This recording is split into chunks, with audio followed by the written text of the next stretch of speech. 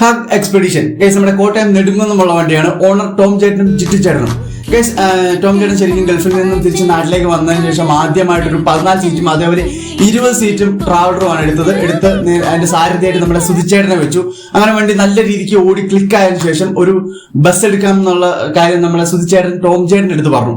അങ്ങനെ ഇവർ രണ്ടുപേരും കൂടെ പോയിട്ട് 34 സീറ്റിന്റെ ചേസ് കാര്യങ്ങളൊക്കെ എടുത്ത് നേരെ വണ്ടി ശിശിരെ കൊണ്ടുവന്ന് കിട്ടിലുമായിട്ട് ബോഡി കാര്യങ്ങളൊക്കെ ചെയ്ത് ഇറക്കി 2 ദിവസമായുള്ള വണ്ടി നേരെ ജിങ്കിയിലേക്കാണ് പോയത്. ജിങ്കി AC കയറ്റി. ഇപ്പം വണ്ടി നമ്മുടെ ജിങ്കി AC വിത്ത് പുഷ് ബാക്ക് സീറ്റാണ് കേസ്. അപ്പം ജിങ്കി AC നിന്ന് ഇറക്കി നേരെ ഇപ്പൊ പോയേക്കുന്നതെന്ന് പറഞ്ഞു കഴിഞ്ഞാൽ നമ്മൾ അനുവദനീയമായ സെറ്റ് വർക്ക് ചെയ്യാനായിട്ട് നമ്മുടെ ട്രാൻസിലും അതേപോലെ ഇഗ്നിറ്റിലേക്കുമാണ് വേണ്ടി പോയിട്ടുള്ളത് ഗൈസ്.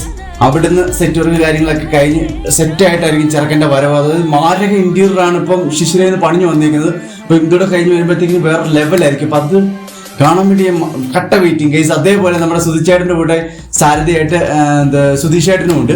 അപ്പം ഗൈസ് നമ്മുടെ ചെറുക്കൻ ഒരു രക്ഷയില്ല അല്ലേ.